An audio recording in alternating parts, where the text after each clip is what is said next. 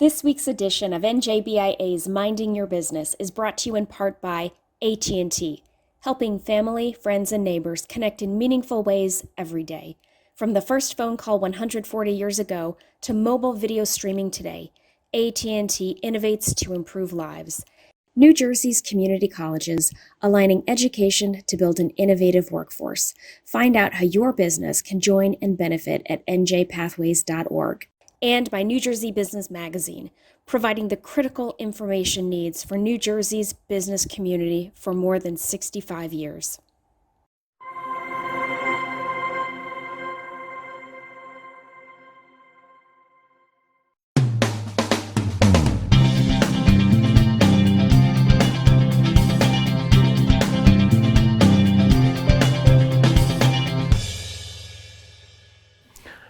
Welcome to NJBIA's Minding Your Business. I'm your host, Bob Considine.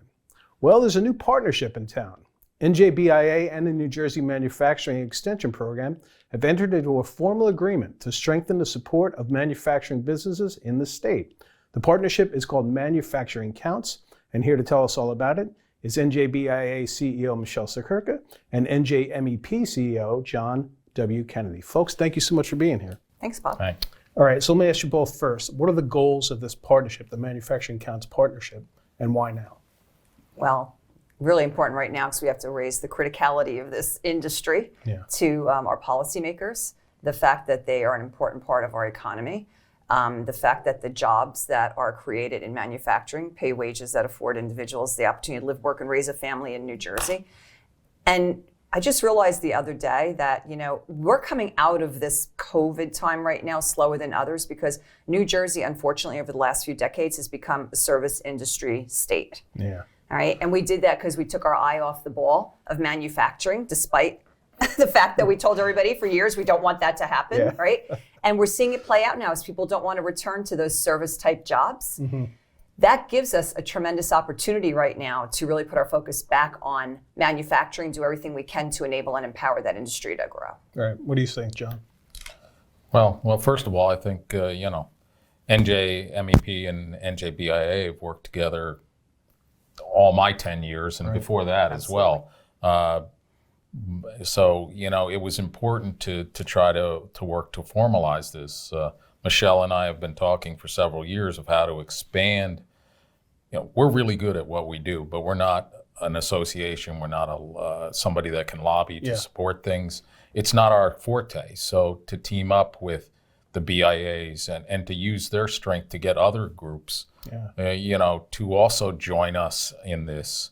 And the why now is simple. Things have changed. The pandemic showed us a lot of things that I think some of us in the industry knew, but many people did not. Well, how many people would talk about supply chain? Now that's the conversation at every meal. And companies are seeing this because now items that we have taken for granted might not be available. Yeah. Well, people know it now, right? And companies, I think, became more attuned to the government structure during the pandemic because they had to, because that was dictating to them how they could run their business. And now they're raising their hand a little bit more, which is good for all of us. Mm-hmm. Absolutely. Part of this Manufacturing Counts initiative is to engage manufacturers for the purposes of building grassroots, a better grassroots network. How important is that, John? And what kind of buy-in do you expect to get from the manufacturing community? Well, I think like anything, it'll be slow. Mm-hmm. It's an honest answer. No matter what you do with certain things, because, we're not Missouri, but it certainly is a show me state, of what makes sense. Right. So, to be able to engage, more on a different level. We do a lot of training, consulting, workforce development, all that stuff's great. Yeah. But you know what? We can't help them in the other aspects. And that's why it's not just important that, BIA comes to the table. It's important that we use BIA's strength and some of our connections to expand so that we're reaching more and more groups. I mean, we have some tremendous partners out there, whether that's a Hinge or a South Jersey Chamber or a CIA-NJ. They're all great partners. Yeah, absolutely. But we're sort of in different orbits. How can we do this? And I'm glad that Michele took the step, the first big step to try to make this happen. She's a convener. Michele, John mentioned lobbying. I mean, how much will the fruits of this effort, manufacturing, how much will that help when it gets to getting in the dirt with legislators about policy? Yeah, it's always about bringing the industry, to the table and to the forefront. Now, that said, it's always best if we have our manufacturers talking directly to their policymakers. Right. But sometimes we have to be in the middle because unfortunately, when there's a difficult message to deliver, the industry doesn't want to be the face of that message. And so we have to give them a little bit of that cover, right? But Bob, I say all the time, boots on the ground, and then, leveraging voice. And it's he told two friends and she told two friends and so on, and we build momentum. Yeah, is there a little bit of herding cats, John? Okay, we always have that. But you know what? Slow and steady wins the race. And we're going to win this race because we know how to execute. Now we have a plan, and now we can execute. All right. Talk about current manufacturing issues. First of all, you mentioned supply chain disruptions, John. I'm going to read something from our Business Outlook survey, which was released in December. 79% of members said they were impacted by supply chain issues and delays in 2021 more than any other year. Where are we on this, John? I mean, where's this going? Is this ever going to stop? Do you see a horizon to the end of these supply chain issues? No. Supply chain is a critical function of just about everything we do. And again, we don't realize that it's a constant. The tariffs that were against steel and aluminum, how that affected, yes, that may have made sense in some political fashion, but that didn't help our companies who needed to make materials. When you slow down oil production, you slow down plastics. And I get it that, all of us say, well, we want to get rid of plastics. The fact is that plastics isn't everything we own. Absolutely. So if you were used to getting, certain types of plastics in 2-3 weeks, and now it's taking you 20, what are you doing? So supply chain is something that's absolutely critical. And I know I've said a few things to Michele. Been working very closely with Senator Bob Menendez in creating a national supply chain database tool bill. It needs to be fun. We need to know. We need to know what's in our supply chain. 2 years ago, Bob, if you would ask me, and this has been my whole career, if anybody made, PPE in New Jersey, I would have told you, I don't know, maybe a couple. Right. We found 287 that made some type or all. And this is what happens, right? Necessity is a mother of invention sometimes, right? Michele, for small businesses, how are these supply chain issues impacting small business that have a very small margin to make a profit? Yeah, especially right now. I mean, challenge is even greater when you have inflation staring down on you. Absolutely. On top of now the geopolitical issues with the Ukraine. I mean, this all came on top of what was already a supply chain challenge. Yeah. So look, what do we have staring down at business? Increased cost of doing business because of mandates, lack of workforce, increased cost because of inflation, potentially now supply chain. All of this is hammering the small business. Yeah. A few weeks ago, John, John and Michele, NJMEP and NJBIA hosted the Legislative Manufacturing Caucus at Source Brewing in Colts Neck. This was the first Legislative Caucus meeting of the new session. You were there, obviously. Michele, we were represented by Chrissy Butis and Chris Emmelholtz. What was your take from it? It was very interesting because, years of owning my own businesses, manufacturing and engineering, I've done some work in that industry, but I didn't realize all the, forgive the term, craziness that goes on with that. And I think that the best part of these roundtables and stuff is we learn from the industry. We had quite a few brewers, wineries, distillers that are saying, these are the problems we have to overcome. And I think it was important for the legislators to hear this. Yeah. I mean, I sat there and sometimes I was aghast, for lack of a better word.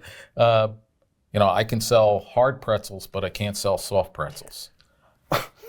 Well, that's perfect example of the ridiculousness in our regulations, right? And you know what? I think that a lot of the legislators were stunned. I'm sure somebody figured that was a good thing or a bad thing or whatever, but you know what? We've got to get beyond some of this. And the stronger parts of this industry I think it's stronger for our restaurants and our distributors, et cetera. Right.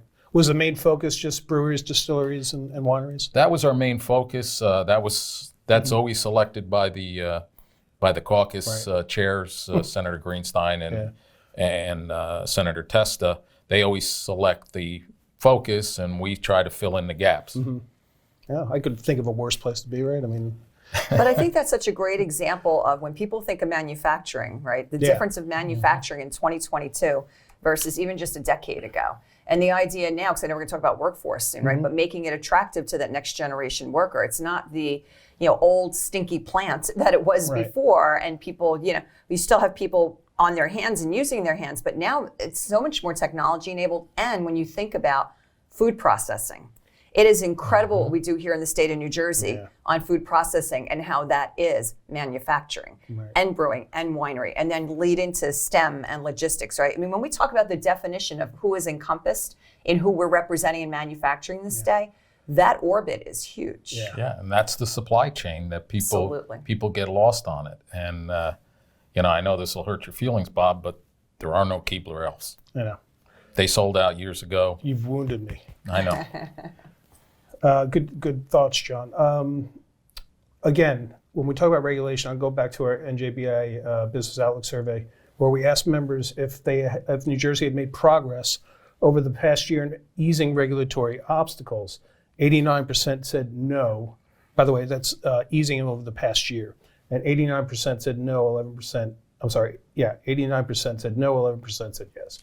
And that's a typical result, John, that we get.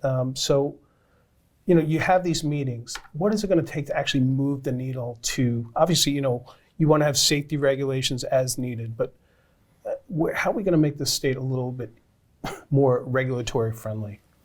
Well, one part of the regulations issue that is lost is a lot of them don't want explicit freedom from some of them. Okay. They want reasonable answers in a quick amount of time. Mm-hmm. If you have a company that just gets an awesome opportunity from Walmart and you've got to move and you've got to do things, what do you do if you can't get an answer from the regulatory system for 6-9 months? You lose that business. And that's part of it. The second part of it is I do think there's an atmosphere to listen more to industry for a variety. How long that'll last, I don't know. But that's why it can't just be John Kennedy talking or Michele Siekerka talking. It's got to be all of our partners in this, because again, we all have our voices and we support different things, but they all tie together. Yeah. If we can't support each other and bring industry, because that's the key, bringing industry to step up. When you talk about 11,000 companies with almost 400,000, workers, that's a heck of a lot of thing.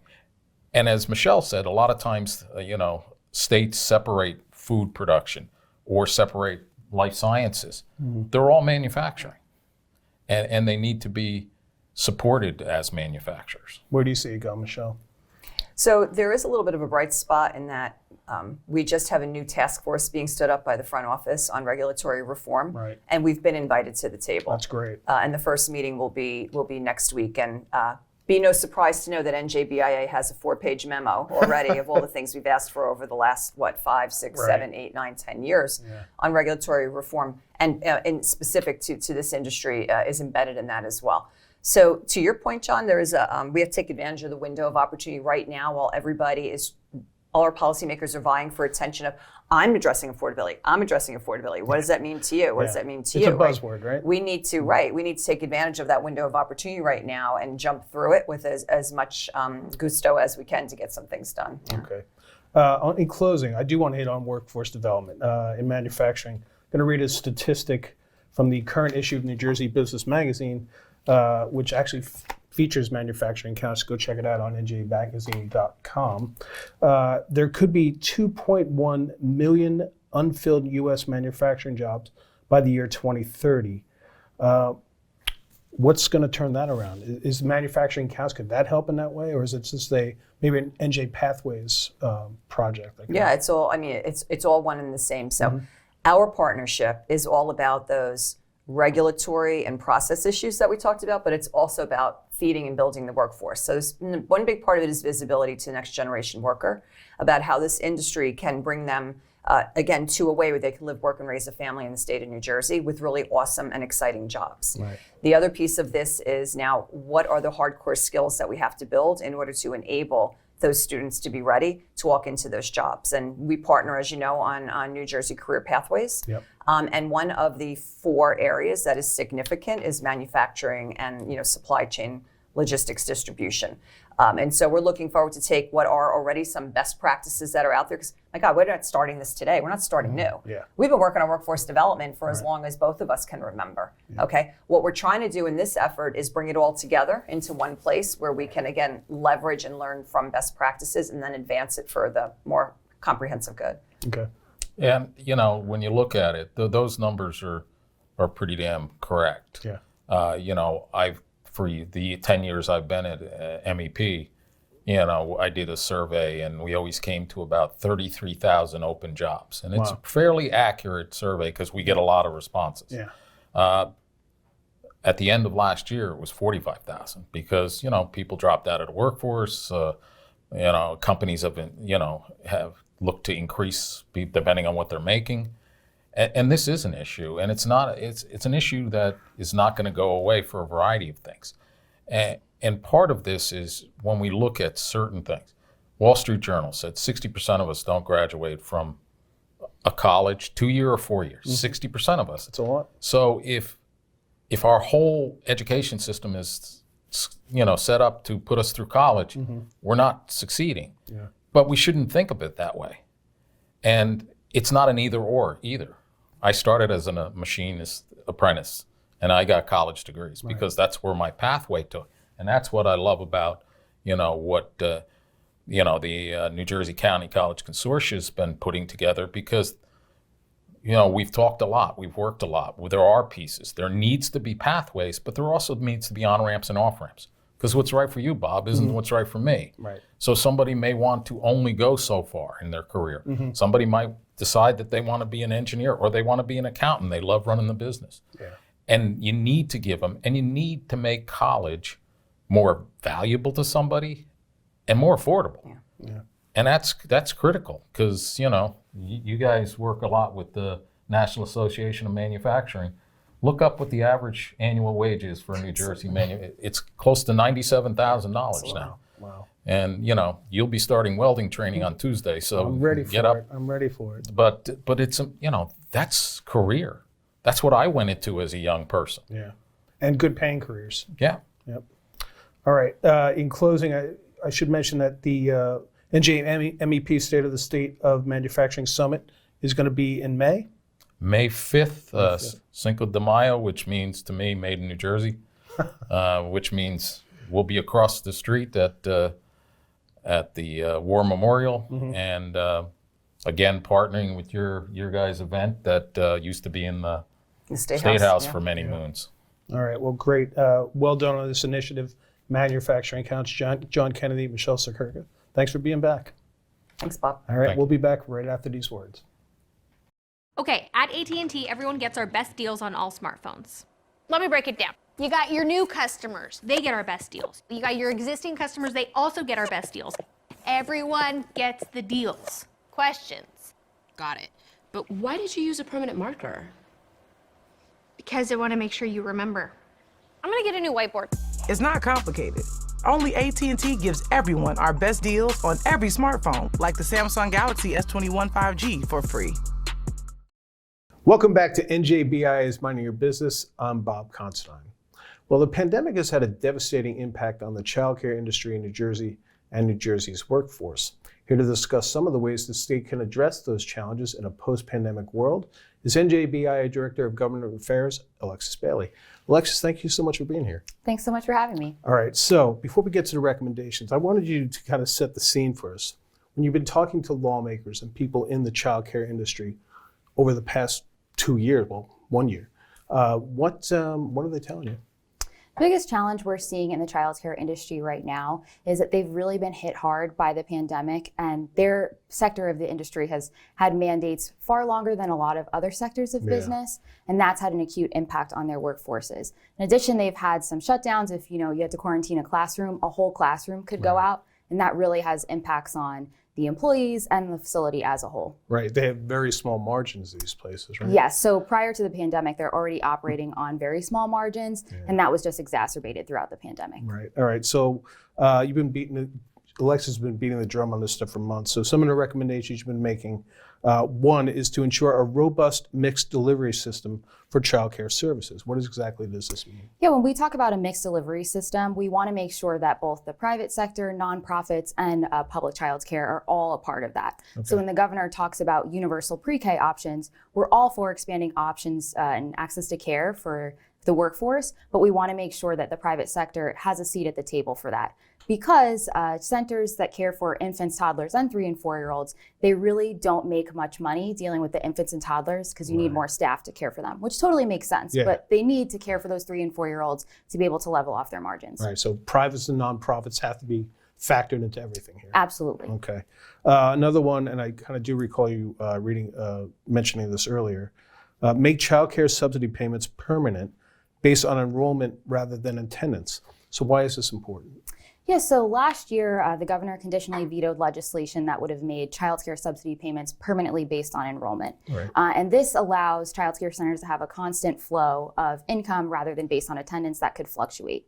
So he conditionally vetoed that legislation, and then the legislature signed the new law with his conditional veto, which made those enrollment-based payments permanent through the end of the fiscal year. Mm-hmm. We're hoping that that can be extended at least until there's a study that's being done to see whether enrollment versus attendance-based payments is better. We're hoping it can be extended at least until that study comes out. Right, so going back to when COVID really hit, basically the change was made to make it from attendance to enrollment.